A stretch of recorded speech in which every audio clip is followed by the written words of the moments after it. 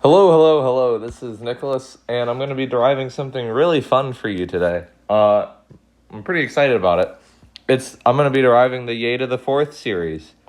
You're like, well, what's the y to the fourth series? Okay, it's the Fourier series. But wow, I'm getting a lot of notifications. It's the Fourier series. And if you're American, you probably say Fourier, but the Fourier series, and so the y to the fourth series. Um, so principally, like the idea of the four. Okay, well, let's go back to the Taylor series. Wow, don't know why. Anyway, you've got the Taylor series, right? And the whole idea with the Taylor series, is you are expressing transcendental functions, like for example, I can't believe I'm getting that many notifications. Like sine or cosine in terms of an infinite series of polynomials, right? So like you're familiar with the Taylor series for sine, the Taylor series for cosine, or e to the x. That's a function that cannot be expressed in terms of a finite sum of polynomials, but it can be expressed in terms of an infinite sum of polynomials. Now the idea here is, so Taylor series, right, it's all about polynomials. Now the idea here with the Fourier series is different. So with Fourier series, we're concerned with sinusoids. Oh boy, that's spelled wrong. I don't know, whatever, sinusoids. So the idea with the Fourier series is, well, let's express something in terms of an infinite series of sines and cosines, right? In terms of sinusoids. So that's what we're going to be doing. For now, I'm just going to be deriving what the Fourier series is for a function and not so much its applications yet, because it's got a lot of those. But, I don't really care about applications as much as I do the actual math. So what are we going to start with? So what we are saying is we want to express f of x as like an infinite weighted sum of sines and cosines. So what do I mean by weighted? Well, first of all, we would have a naught. Let's see. We'll start with the cosine. So a naught cosine of 0x plus a0, a1, a yada yada. Those are all constants. So a0 cosine of 0x, a1 cosine of 1x, a sub 2 cosine of 2x, plus so on and so forth. Plus, now we would have call it b naught. We could say a b naught sine of 0x, but again, sine of 0x is just 0, so we kind of ignore the b naught. So we'll start with b1 sine of 1x plus b2 sine of 2x plus so on and so forth. And so the way that you'll see this written as more compactly, I guess, is a naught plus sigma n equals 1 to infinity of an cosine of nx plus sigma, and I guess I could put the sigmas together, but usually they're written separately. Sigma n equals 1 to infinity of bn sine of nx. Okay, and so now we need to actually derive what the a naught, an, and bn actually are. Otherwise, this would all just be for looks, right? And so what we're going to do is we're going to consider an interval x with length 2 pi. So we need x to be on interval of length 2 pi. And why 2 pi? Well, because these Fourier series have a radius of convergence of pi, because what they're made up of, sinusoids, have a period of 2 pi. So it would make sense that our interval length, like where the series is valid on, is along some interval of length 2 pi. And normally that interval will be x ranging from negative pi to pi, right? Because then it's centered at 0, and that's nice. So all of what I'm about to say is going to be on the interval from x equals negative pi to pi. And just remember that. And sometimes when we go and evaluate this, sometimes the endpoints will converge or sometimes they won't. Those you just kind of have to test for yourself sometimes. Okay, so A naught, first of all. So for A naught, how could we find that? We could find that by doing the following. So what we could do is we would want to basically kill the two sums right here. We'd want to just get rid of them. So how can we do that? We can, remember with like Taylor series, the idea was like we could differentiate the like n plus 1th term to get to the nth term. Here we're going to do the opposite with the Fourier series. We're going to integrate. And so what we're going to integrate is along our interval. So basically what I'm going to do is I'm going to take this here and I'm going to integrate every side from negative pi to pi. So in other words, if that equation is true, its integral is true. So integral negative pi to pi of f of x dx. And then this would be integral from negative pi to pi of a naught. A naught's just a constant, so that's just going to give us 2 pi a naught. Plus now we have, I'll write it like this, sigma n equals 1 to infinity of a n integral negative pi to pi of cosine of nx dx. And notice I can just put the integral inside of the sum because, again, this sum is just a sum. And when we can integrate term by term, when we integrate an infinite summation, we can just integrate what we're summing itself. And then likewise, sigma n equals 1 to infinity of bn, and I'm putting the constants up front because they're constants, so negative pi to pi of now sine of nx dx.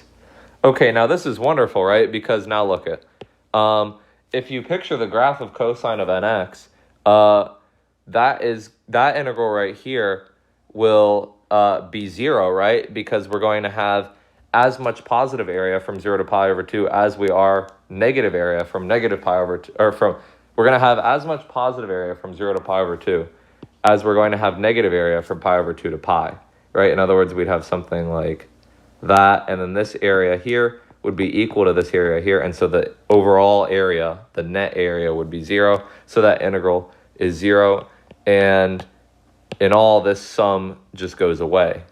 Dang, I thought the notifications would be done. I guess there's more. So now what we can do is then look at the second integral here and notice that that also goes to 0 because sine is an odd function, and when you're integrating an odd function over symmetric bounds, the integral is 0. So in the end, our formula, I guess you could say, for a naught is given by 1 over 2 pi times the integral from negative pi to pi of f of x dx. And that's a naught. That's the first building block of the Fourier series, if you will. And now, I just wanted to get rid of that little. Okay, so now we're going to find an and bn. So let me write that. Okay, what I'm going to do basically, the idea is, again, consider this general series here. And what we can do is we can say, well, what can we multiply by so that we kill the a naught and we kill this sum here so that we just have this an. And what Fourier did is he said he's going to introduce a new variable m, not n, m. And so what he's going to do is he's going to multiply by this whole thing here by cosine of mx, of mx, and then later for bn, sine of mx. And so that's what we're going to do, and we're going to integrate from negative pi to pi as well. And you'll see that that's going to kill everything that we don't need. So after we do the integration. So integral negative pi to pi of f of x cosine of mx. And I just would point out here, m is just some positive integer. So m is an element of z plus. That is going to be equal to, now we would integrate a naught from negative pi. We would have the integral of from negative pi to pi of a naught cosine of mx. But again, that integral is 0, so a naught gets killed. That goes away. So we have 0 plus, now we need to do this second part right here. So that second part is the following. It's sigma n equal 1 to infinity of, what was it? We had the a, okay, yeah. So an integral negative pi to pi, cosine of nx, cosine of mx dx. And then now we would have this second part right here, and we would be integrating, well, okay, we would have plus sigma n equals 1 to infinity of bn integral negative pi to pi of sine of nx cosine of mx. And notice that this integral right here is 0 because we're taking the product of an even function and an odd function, and when you take the product of an even and an odd function, the result is an odd function. Just like how it works with numbers, right? And that's how I tend to remember it. So, and you can prove this for yourself. It's a really simple proof. Just use the definition of an even and an odd function. So that integral goes to 0. So that means this whole term here is 0 because every sum is 0. So we just have this. And now we can evaluate this integral right here. And what happens with that integral is that it's going to be two different things. So we have two different cases. We have a case where n equals m and where n is not equal to m. Where n is equal to m, we basically have cosine squared of mx or of nx, doesn't really matter. And so that is going to give, you can do the integration for yourself and check, it's going to give us pi. That area will be pi. And when n is not equal to m, we're going to get 0. The areas will cancel out because we're going to have just as much positive from 0 to pi over 2 as we do negative from pi over 2 to pi. So what that tells you is that, so somewhere in this series here, we have, and we assumed m, not n, m to be a positive integer. So somewhere from 1 to infinity, n has to be equal to m.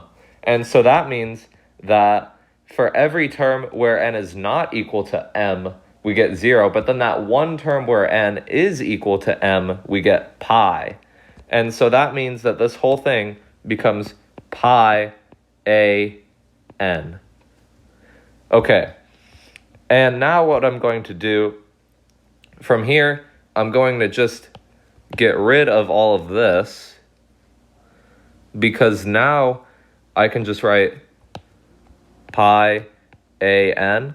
And now notice I'm also going to get rid of this. We can, since this is a definite integral, oh, I forgot the dx, oops. Since this is a definite integral, it doesn't matter. See, notice we have a n here, but an m here. Since this is a definite integral, it doesn't matter what like dummy variable we use in front of the coefficient of x in the cosine. So what I'm going to do is I'm going to replace that with cosine of nx instead. And so what that tells me is that our formula for an is 1 over pi times the integral from negative pi to pi of f of x cosine of nx dx. And that is the, I used blue, okay, that's the second building block of the Fourier series. Very similar logic. I'll go through it though. We now want to find what bn is. So it stands to reason that we multiplied by cosine of mx before. Let's multiply by sine of mx. So that's going to kill basically the a naught, and that's going to kill, right, because when we integrate from negative pi to pi, sine's odd, symmetric integral gives us 0. So that goes away. And then this right here will also go away because when we take the integral of a sine times a cosine, that's an odd function, again over a symmetric bound. And so that goes away to give us 0 as well. And so we only have to consider the second sum. So in other words, what I'm claiming is that the integral from negative pi to pi of f of x times the sine of mx dx is equal to sigma n equals 1 to infinity of bn times the integral from negative pi to pi of, now, what was it? We had the signs there. Okay, so we had sine of nx, sine of mx dx. And again, this is the same sort of result, right? We have an odd function times an odd function. So we basically have two cases for this integral. Again, m is equal to n, or m is not equal to n. And when m is not equal to n, we have two odd functions being multiplied together, right? So that's going to give us another odd function over integral of a symmetric bound. So that gives us 0. And then once again, when they are equal to one another, we get pi. And you can check the integration for yourself again. So now what I'm going to say is that since n goes from 1 to infinity and m is a positive integer, somewhere n has to be equal to m. And so that implies that this whole thing becomes b sub n pi. So now I'm going to do similar, well, exactly the same. I'm going, again, since this is a definite integral right here, it doesn't matter whether I use n or m. So I'm going to use n, and so I get a nx here. And then solving for b sub n, very similar formula. B sub n is 1 over pi times the integral from negative pi to pi of f of x sine of nx dx. And those right there are the three building blocks for this Fourier series, and that gives you everything that you would need to construct a valid Fourier series of a function on negative pi to pi. And I think with that, I'm going to do an example video later, but I want to split it up. So I think with that,